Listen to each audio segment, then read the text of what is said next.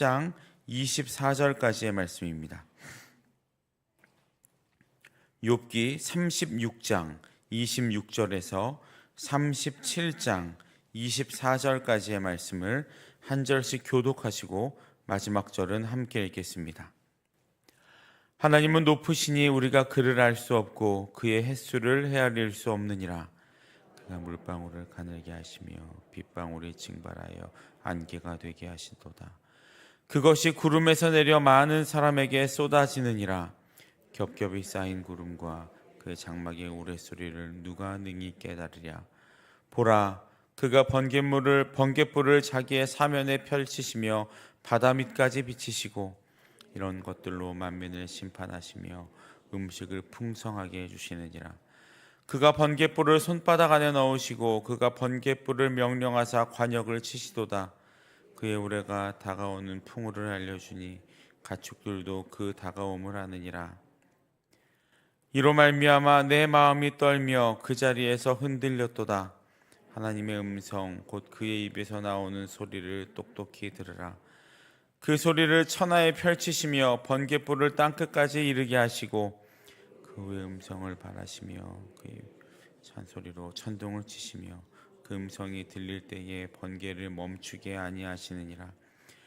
하나님은 놀라운 음성을 내시며 우리가 헤아릴 수 없는 큰 일을 행하시느니라. 눈을 명하여 땅에 내리라 하시며 적은 비와 큰 비도 내리게 명하시느니라.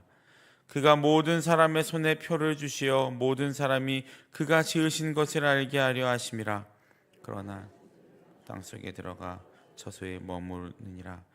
폭풍우는 그 밀실에서 나오고 추위는 북풍을 타고 오느니라.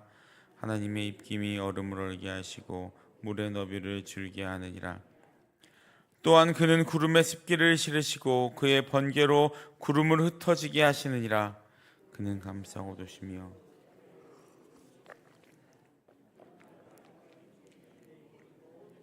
명령하시느니라. 혹은 징계를 위하여 혹은 땅을 위하여 혹은 긍휼을 위하여 그가 이런 일을 생기게 하시느니라. 욥이여 이것을 듣고 가만히 서서 하나님의 오묘한 일을 깨달으라. 하나님이 이런 것들에게 명령하셔서 그 구름의 번개로 번쩍거리게 하시는 것을 그대가 아느냐. 그대는 겹겹이 쌓인 구름과 지식의 경이로움을 아느냐. 땅이 고요할 때의 남풍으로 말미암아 그대의 의복이 따뜻한 까닭을 그대가 아느냐. 그대는 그를 도와 구름장들을 두들겨 넓게 만들어 녹여 부어 만든 거울같이 단단하게 할 수 있겠느냐. 우리가 그에게 할 말을 그대는 우리에게 가르치라. 우리는 아둔하여 아뢰지 못하겠노라. 내가 말하고 싶은 것을 어찌 그에게 고할 수 있으랴. 삼켜지기를 바랄 자가 어디 있으랴. 그런즉 바람이 불어 하늘이 말끔하게 되었을 때 그 밝은 빛을 아무도 볼 수 없느니라. 북쪽에서는 황금 같은 빛이 나오고 전능자를 우리가 찾을 수 없나니 그는 권능이 지극히 크사 정의나 무한한 공의를 굽히지 아니하심이니라. 그러므로 사람들은 그를 경외하고 아멘. 할렐루야. 오늘도 주님 앞에서 말씀과 기도로 하루 시작하시는 여러분들 주님의 이름으로 환영하고 축복합니다. 오늘 함께 나누는 말씀을 통해 오늘도 우리에게 새롭게 부어주시는 하나님의 놀라운 은혜와 하나님의 음성을 듣는 귀한 시간이 되시기를 간절히 소망합니다. 오늘로써 이제 엘리후의 발언의 마지막 부분입니다. 다른 친구들은 3번에 걸쳐서 말을 했는데 엘리후는 3번의 내용을 한 번에 이야기하는 바람에 꽤 내용이 길었습니다. 계속 엘리후 말만 들으시기 지겨우셨죠. 오늘만 참으시면 됩니다. 어제 우리가 살펴보았던 욥기의 내용에서는 어떤 의도로든 엘리후의 하나님을 잘 알고 있다는 교만함과 그런 교만한 마음은 위로가 필요한 자에게 아무런 위로가 되지 않는다는 말씀을 드렸습니다. 그런 엘리후가 오늘 본문부터는 자신이 알고 있는 하나님에 대해서 더 자세하게 말을 하기 시작합니다. 그가 이렇게 욥에게 하나님에 대해서 더 자세하게 말을 하는 이유는 자신을 드러내기 위함이라기보다는 창조 세계에 드러난 위대하신 하나님의 정의를 변호하면서 최종적으로 욥이 앞에서 하나님에게 제기했던 그 무죄 판결을 바라고 있는 그것에 대한 고소 아닌 고소를 취해야 할 것을 충고하기 위함이었습니다. 즉 엘리후는 하나님에 대해서 욥에게 하나님은 욥 당신이 그렇게 하나님이 잘못하는 겁니다 라고 가볍게 말할 뿐이 아니다. 욥 당신과는 레벨이 다르고 우리 인간이 그렇게 하나님의 이름을 함부로 끌어내려서는 안 된다라는 의미로 하나님에 대해서 이야기하기 시작한 것이라는 말입니다. 그리고 그 위대하신 하나님에 대해 설명하기 위해 엘리후는 하나님이 보여주시는 자연현상에 대한 예를 욥에게 들기 시작합니다. 엘리후는 창조 세계에 나타난 하나님의 위대함, 즉 비를 내리시는 하나님, 우레소리를 내시는 하나님, 바람과 비를 주관하시는 하나님을 설명하며 이 초월적인 하나님과 소통하고 싶어하는 욥을 어리석다라고 지적하고 있습니다. 엘리후가 말하는 이런 자연현상의 이해는 지금도 우리 아이들이 과학 시간에 배우는 과학 원리와 비슷할 만큼 탁월한 이해도를 가지고 있습니다. 그것으로 보아 엘리후는 인간적인 지혜와 지식이 탁월한 사람으로 보이기도 합니다. 당시 사람들이 보기에는 요즘 우리가 말하는 과학자도 같은 그런 사람으로 보였을 수도 있습니다. 하지만 하나님은 그런 과학적인 인간적인 지식으로 인식하는 엘리후에게 하나님은 위대하여 알 수 없는 분, 멀리서 거리를 두고 찬양해야 할 분, 하나님은 자신이 만들어 놓은 세상과는 멀리 계셔서 그 세상을 바라만 보시고 인간들의 경배만을 받으시는 분으로밖에 보이지 않습니다. 하나님이 위대하신 분인 것도 맞고 모든 자연현상을 주관하신 분인 것도 맞고 피조물의 경배를 받으시기에 합당한 분이신 것도 맞습니다. 하지만 엘리후의 생각과는 달리 하나님은 그렇게 우리와 멀리 떨어져 계셔서 우리를 그냥 바라만 보시고 지켜보시는 분은 아닙니다. 마치 사람들이 이렇게 개미집을 만들어 놓고 그 개미집을 멀리서 관찰하는 것과 같은 그런 하나님은 아니라는 것입니다. 하나님은 언제나 우리와 함께 동행하시고 함께 하시며 우리의 삶에 하나님의 때에 하나님의 방법으로 개입하셔서 오늘도 우리의 삶을 옳은 방향으로 이끌고 계시는 분입니다. 그리고 실제로 내일 살펴보시겠지만 하나님은 엘리후의 예상과는 달리 폭풍 가운데에서 욥에게 가까이 오셔서 말씀으로 함께 해주심을 우리는 볼 수 있습니다. 하나님은 그렇게 우리와 함께하고 오늘도 우리 옆에 계셔서 우리에게 말씀해 주시는 하나님이심을 믿으시기를 축복합니다. 우리의 모든 삶과 시간과 함께 해주시고 우리를 그냥 내버려 두지 않으시는 분이 우리 하나님이십니다. 그러니 우리는 그런 하나님께 구하기만 하면 되는 겁니다. 우리의 아픔을 토해내기만 하면 되는 겁니다. 문제가 되는 건 하나님이 아니고 우리가 하나님을 너무 먼 분으로 생각하고 우리의 수준과는 다르다고 지레짐작하여 하나님의 뜻을 구하지 않고 하나님께로 나아가려 하지 않는 것, 우리의 아픔을 그저 내가 해결할 수 있다고 끌어안고 있는 것, 그것이 문제인 겁니다. 하나님은 언제나 우리의 옆에서 우리가 그 모든 것들을 내려놓기를 바라고 계십니다. 그럴 때 비로소 우리는 하나님의 크신 계획 안에 거하게 되는 겁니다. 하나님은 오늘도 우리에게 손을 내밀고 계신데 우리는 우리에 있는 것들로 두 손 가득 그것들을 붙들고 있기에 하나님을 붙들 수 없는 것이라는 이야기입니다. 이어지는 37장 1절부터 엘리후는 다시 한번 자신의 의견을 욥에게 또 함께하고 있는 모든 사람들에게 자신의 의견을 개진하고 있습니다. 1절과 2절을 보시면 이로 말미암아 내 마음이 떨며 그 자리에서 흔들렸도다. 하나님의 음성 곧 그의 입에서 나오는 소리를 똑똑히 들으라 라고 말하고 있습니다. 그리고 계속해서 하나님에 대해 폭풍과 천둥과 번갯불을 통제하시는 크고 위대하신 분이기 때문에 인간이 범접할 수 없는 분임을 계속해서 강조합니다. 엘리후가 계속해서 이렇게 하나님의 크고 위대하심을 말하는 이유는 결국 이렇게 세상 만물을 다스리시는 하나님이시기에 너무나도 크신 하나님이시기에 한낱 인간의 외로움과 괴로움과 고난의 침묵으로 일관하실 수 있다라는 것을 말하기 위함입니다. 그리고 14절에서 엘리후는 욥에게 또 이렇게 말하죠. 욥이여, 이것을 듣고 가만히 서서 하나님의 오묘한 일을 깨달으라. 이렇게 말한 이후에 다시 하나님이 천지 만물을 다스리시는 것을 강조합니다. 조금 전에 말씀드렸듯이 그것은 하나님을 높이기 위함보다는 욥의 고난에 대한 울부짖음에 하나님이 응답하지 않으시는 이유는 하나님은 이 모든 만물을 다스리시는 크신 하나님이시기에 미천한 사람의 울부짖는 소리는 들리지 않는다라고 말하고 있는 것입니다. 정말 그렇다면, 하나님이 정말 그런 분이시라면 그렇게 높이 계시고 멀리 계셔서 우리에게 관심을 갖지 않고 돌아보지 않는 그런 이름뿐인 신이라면 우리는 무엇에 희망을 두고 신앙생활을 해야 합니까? 그렇다면 욥을 비롯한 우리에게는 어떤 희망이 있을까요? 이런 말은 고난당하고 있는 욥에게, 또 지금 우리의 삶에서 고난받고 있는 우리와 우리 자녀들에게 희망은커녕 비수를 꽂는 말이 될 수밖에 없습니다. 하지만 하나님의 자녀인 우리는 하나님을 향해 이해할 수 없는 일에 대해 질문하고 억울함과 고통을 호소하는 것은 잘못이 아니라 오히려 우리에게 인격을 주신 하나님과 소통할 수 있는 특권을 가지고 있는 우리가 됨을 믿으시기를 축복합니다. 하나님은 오늘도 우리와 대화하기를 기뻐하시고 그 대화를 위해 우리가 주님 앞에 나아오기를 원하십니다. 마치 자녀들을 기다리는 부모님들처럼 말입니다. 하나님은 그런 분입니다. 너무 큰 것 가지고 나오기를 바라시는 분이 아니고 우리에게 있는 그 아무것도 없는 그 손을 가지고 하나님께 나아오는 것도 기뻐하시는 분이라는 것입니다.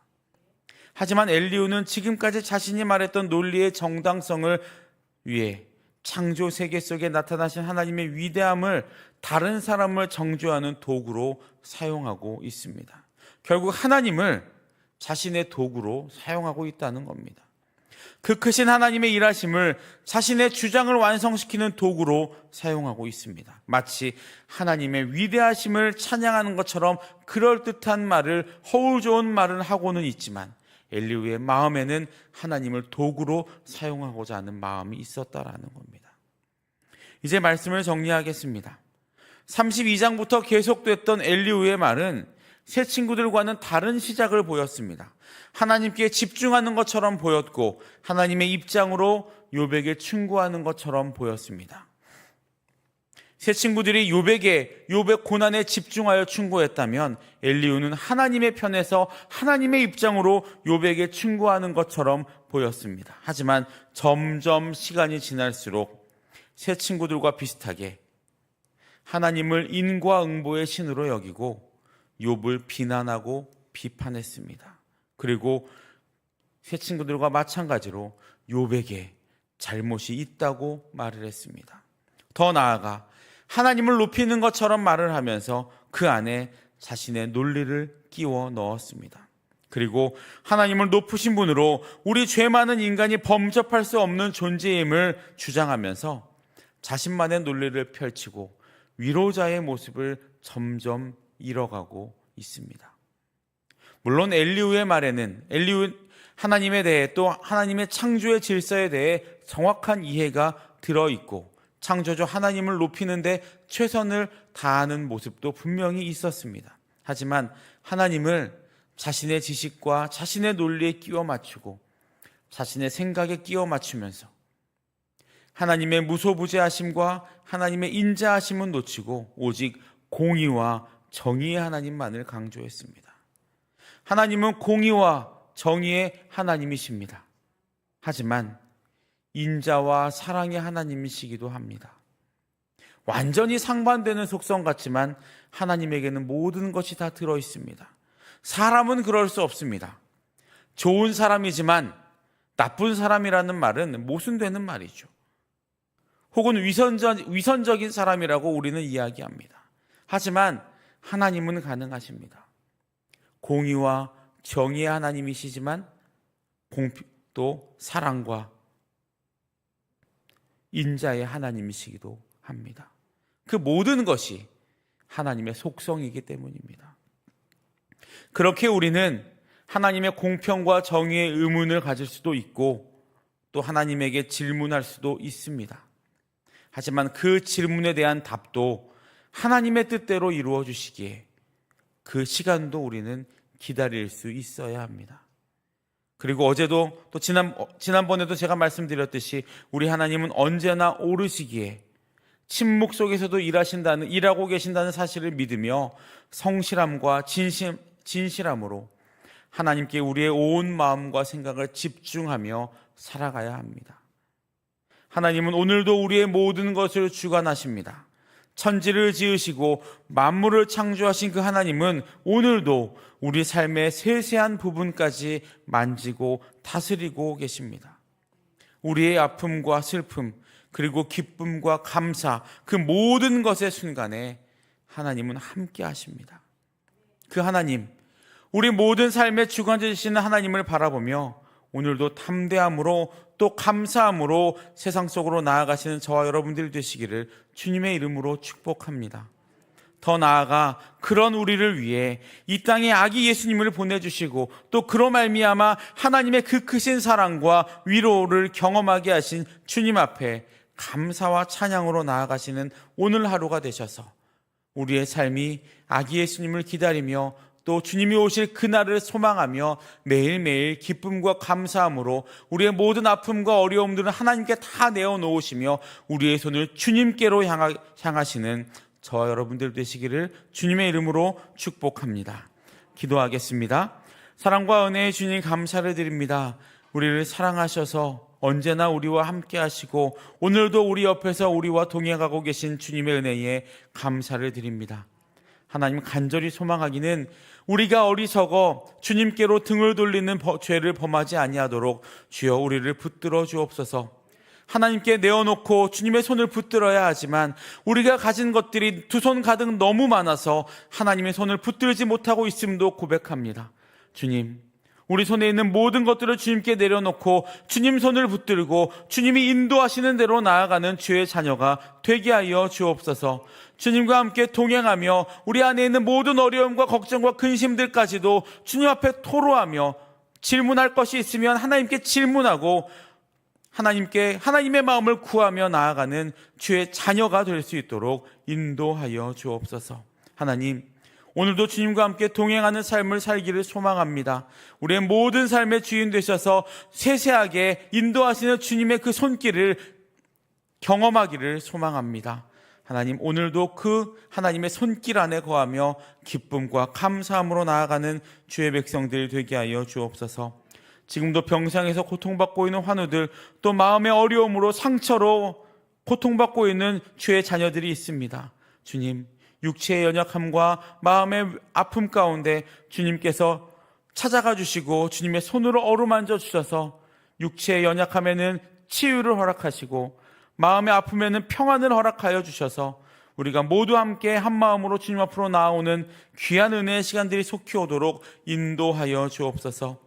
지금도 전쟁과 기근과 또 재난으로 고통받고 있는 주님의 백성들 한 사람 한 사람을 찾아가 주시고 그들의 위로자로 치유자로 함께하여 주시며 평화의 하나님 그 땅 가운데 함께하여 주셔서 주의 평화가 임할 수 있도록 역사하여 주옵소서.